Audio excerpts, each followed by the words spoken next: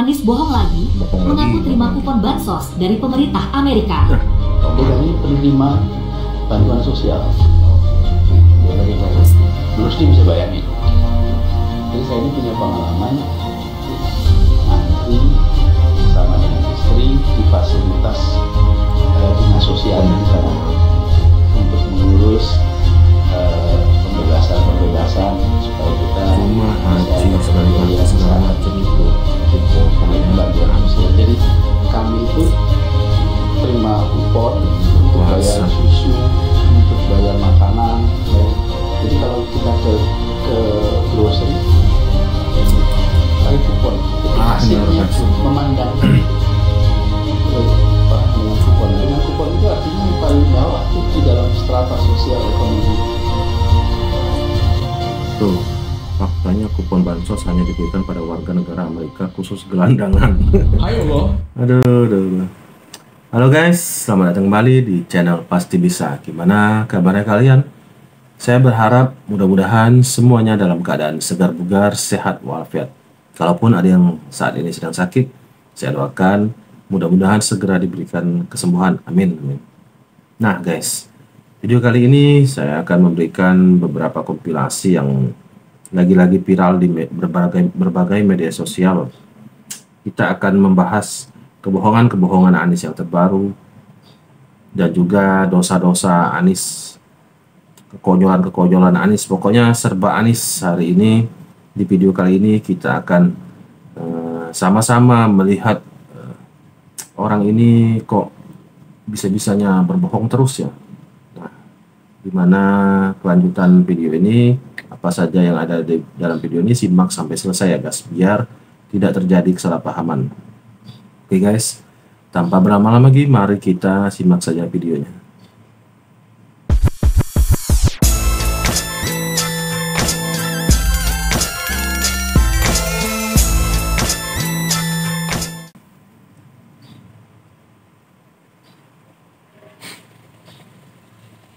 Tertangkap basah guys. Ada lagi heboh nih. Ada seorang capres yang ngakunya paling berintegritas dan katanya memiliki komitmen anti korupsi, tapi keciduk belum melaporkan LHKPN atau laporan harta kekayaan penyelenggara negara. Loh, gak bahaya tah. Katanya mau berpihak kepada masyarakat, tapi lapor harta kekayaan aja ogah. Anies itu ciri-ciri pejabat yang gak taat nih, selalu membangkang aturan.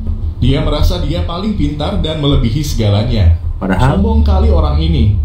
Apa mungkin dia gak lapor karena takut kebongkar duit kelebihan bayar lem ayam? Jadi ya, Anies juga belum pasti mendapat tiket calon presiden. Berkali-kali para elit koalisi perubahan mengatakan nama cawapres sudah ada. Orang cerdas tidak pilih pembohong. Secepatnya begitu Anies kembali dari ibadah haji. Namun faktanya hingga tanggal 16 Juli kemarin nama cawapres belum juga diumumkan. Pernyataan ditolak semua guys. Anies menurut saya hanyalah strategi politik untuk meyakinkan publik bahwa koalisi perubahan solid. Padahal faktanya Demokrat dan Nasdem masih saling berebut kursi cawapres. Demokrat memasang AHY cawapres sebagai harga mati. Sebaliknya Nasdem menolak AHY karena kurang menjual dan dianggap calon kalah sebelum bertanding. Pernyataan bahwa Anies yang menentukan cawapresnya menurut saya hanya isapan jempol. Bola sebenarnya ada di tangan Surya Paloh. Anies hanyalah pion boneka dikendalikan oleh Surya Paloh. Nah, koreksi hak. Apa koreksi hak? Jangan pilih pemimpin yang menggebu-gebu. Sebabnya Nabi mengingatkan ini yang menggebu-gebu dengerin untuk meraih kekuasaan, jangan pilih dia. Nah, jangan pilih Anies, gak usah Itu pesan Nabi. Anies Baswedan sholat zuhur di masjid. Dicuekin dia guys. Keren dia arek-arek Surabaya.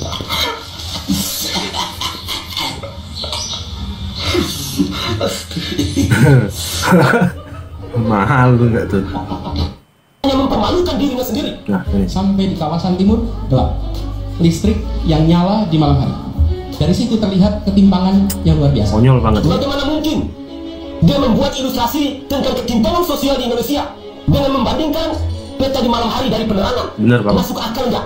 Seorang calon presiden, bos, penyebaran penduduk di Indonesia ini belum merata. Dan yang paling memalukan lagi bahwa ilustrasi ini hanya mempermalukan dirinya sendiri.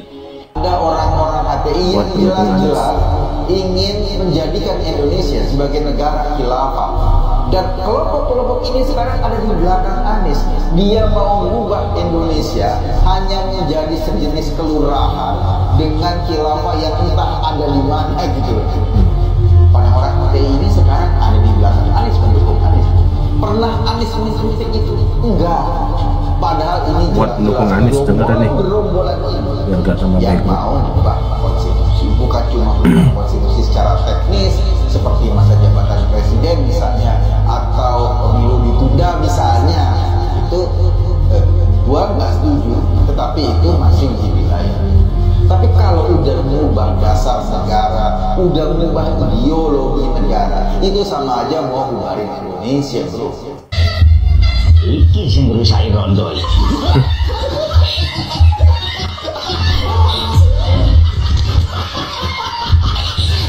Dia lupa kalau punya kulkas 2 pintu. Mamam. Biskuit. Ya ampun. Anies Baswedan dengan slogan ASU alias Anies Susi. Apa jawaban Susi Pujastuti? Nah, yang juga membuat yang mengenal ibu itu gundah gulananya karena kemudian dikaitkan kenapa ibu seperti ini. Oh, karena bisnisnya lagi bangkrut. Lalu kemudian ibu sedang bermanuver untuk 2024.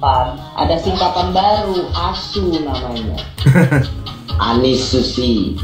Harusnya Suat dong. Nah, gitu loh. Anies dong, gitu kan. Masa cewek yang nomor 2 kan sekali-kali cewek juga dinolak secara halus, guys. 1 dong. Bayangin sama Bu Susi aja ditolak. Ampun. Pak Anies, banyak orang awam bertanya, Pak Anies ini bukan pengusaha, sudah tidak lagi menjabat, keliling ke sana kemari, butuh duit, Pak. Orang banyak bertanya, lalu Pak Anies dapat modal atau dapat support ini dari mana? Nah, KPK pastikan penyelidikan Formula E yang seret sama Anies masih jalan. Anies Baswedan tersangka korupsi Formula E, begini penjelasan KPK. Wow, kita tunggu episode ini.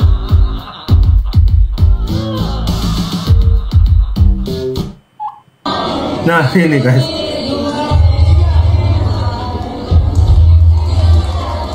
dengerin. Selamat murtad. Selamat murtad.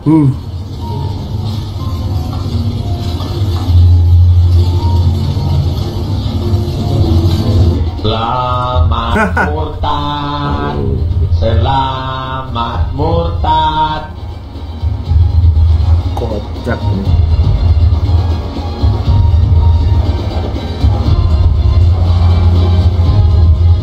Selamat murtad. Selamat murtad.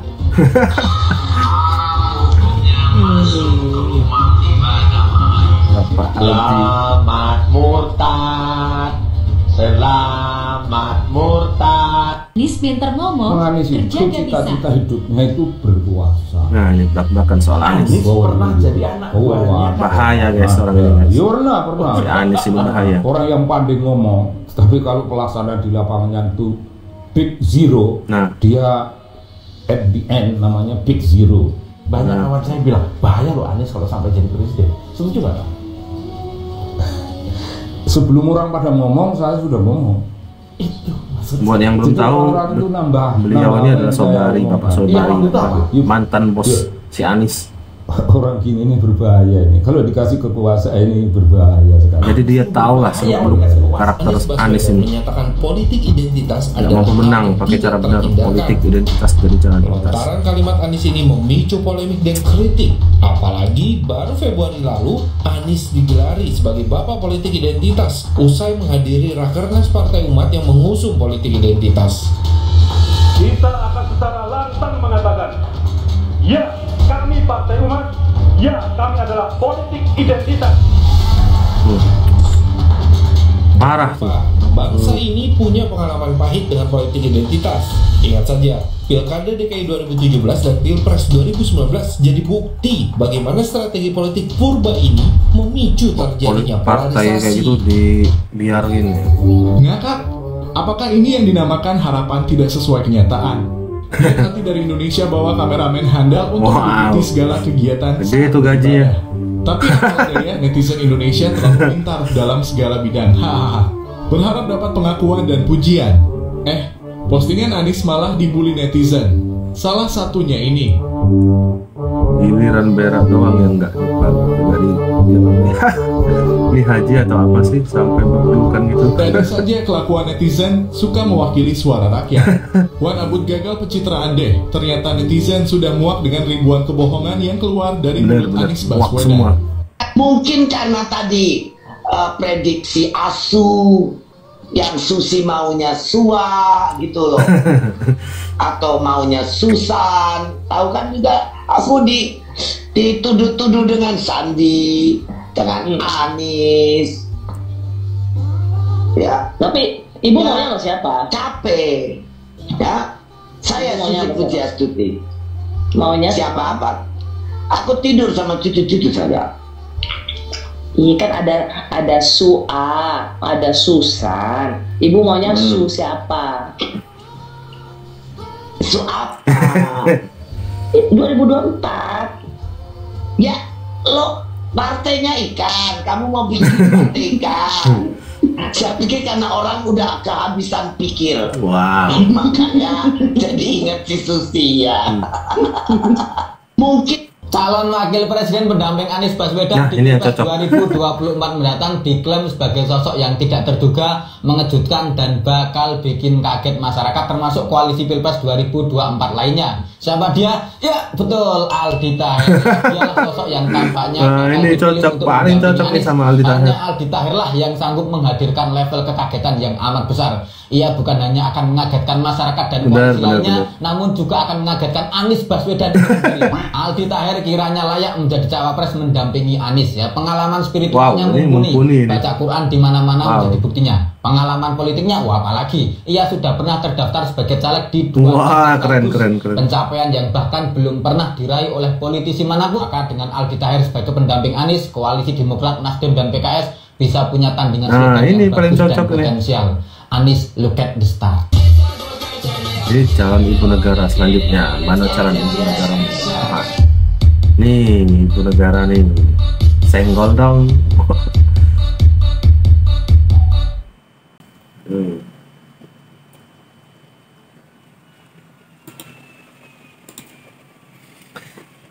Nah guys, itu tadi video cuplikan tentang pembahasan kita kali ini mengenai Yohanis Baswedan. Gimana guys menurut kalian guys? Orang ini kok gak henti-hentinya gak menyudahi kebohongan-kebohongan. Karena beliau ini setiap berkata-kata itu entah dipikirin atau enggak, selalu saja ada kebohongan-kebohongan yang diselipkan ataupun yang dilontarkan dari mulut si Yohanis ini.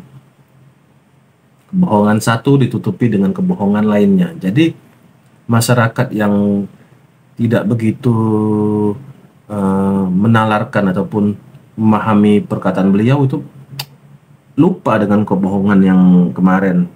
Jadi seolah-olah kebohongan terus itu di pikiran mereka seolah-olah menjadi kebenaran. Jadi ya itu tadi salah satu trik si Yohanis ini dalam berkata-kata, dalam menjelaskan sesuatu tuh seolah-olah terlihat benar, padahal itu bohong semua. Bayangin kalau orang seperti ini memimpin bangsa, amit-amit lah, jangan sampai bangsa kita yang sudah mulai berkembang, mulai mau naik maju ini bisa merosot lagi ke bawah gara-gara kebohongan-kebohongan si Yohanis. Para kadrun itu selalu mengomentari Pak Jokowi, kinerjanya kurang baik, kinerja lah, pemimpinnya sendiri, junjungannya sendiri itu apa prestasinya, apa yang sudah dia capai. Waduh, itu jauh banget guys kalau dibandingin dengan prestasi prestasi Pak Jokowi. Jangankan dengan prestasi Pak Jokowi, dengan anaknya, prestasi anaknya Pak Jokowi aja dia jauh. Dengan Gibran aja dia jauh. Jadi nggak usah lah kadrun-kadrun itu membanding-bandingkan si Yohanes ini dengan Pak Jokowi, kejauhan, nggak level, nggak apple to apple. Dengan Mas Gibran aja dia itu sudah keteteran, apalagi dengan Ganjar Pranowo. Aduh, nggak usah kebanyakan halu lah, untuk para kadrun nggak usah kebanyakan halu. Kita berharap mudah-mudahan nanti ke depannya presiden yang akan terpilih itu adalah presiden yang kita inginkan, yang bisa meneruskan perjuangan dan pembangunan yang sudah dirintis oleh Pak Jokowi. Kalau tidak ya kita akan kembali ke zaman-zaman sebelumnya guys. Kalau misalkan bukan penerus Pak Jokowi, ya kita akan jauh lebih besar lagi merugi karena kembali ke titik awal. Pembangunan-pembangunan yang sudah diteruskan oleh Pak Jokowi, sudah dirintis oleh Pak Jokowi itu bisa mangkrak. Seperti contohnya banyak proyek-proyek mangkrak di Jakarta yang kemarin sudah dirintis oleh Pak Jokowi, Pak Ahok, itu mangkrak total guys.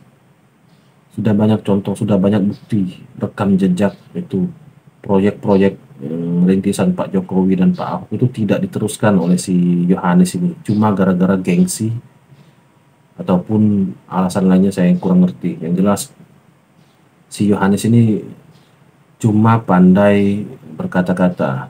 Kalian tahu kan, kalian mungkin sering melihat orang yang cuma pandai berteori. Ya itu tadi, si Yohanes ini layaknya seperti komentator bola. Kita sebagai komentator itu memang pinter banget mengomentari orang di lapangan. Apalagi ya seperti komentator olahraga misalkan, itu paling cerdas, paling pintar kita melihat orang di lapangan. Tapi ketika turun langsung, terjun langsung, apa kita bisa? Gitu. Si Yohanes ini seperti itu. Dia ini cuma hanya pintar mengomentari, cuma hanya pintar memberi saran, ide segala macam. Tapi ketika dia terjun langsung sudah terbukti nyata Jakarta tidak terurus, Jakarta banyak proyek yang mangkrak. Jadi amit-amit jangan sampai Yohanes ini memimpin bangsa. Dan saya harap teman-teman semuanya bisa mendukung terus Pak Jokowi sampai masa jabatannya berakhir. Nah, oke guys, itu tadi komentar saya tentang video ini. Gimana menurut kalian? Tulis di kolom komentar ya. Sekali lagi saya ucapkan banyak-banyak terima kasih buat kalian yang sudah subscribe. Buat yang belum, silahkan klik subscribe sekarang juga, karena subscribe itu gratis. Dan semoga yang sudah subscribe diberikan rezeki yang melimpah, kesehatan yang sempurna, dan diberkahi hidupnya. Amin, amin, ya rabbal alamin. Oke guys, kita ketemu lagi di video-video selanjutnya. Salam NKRI.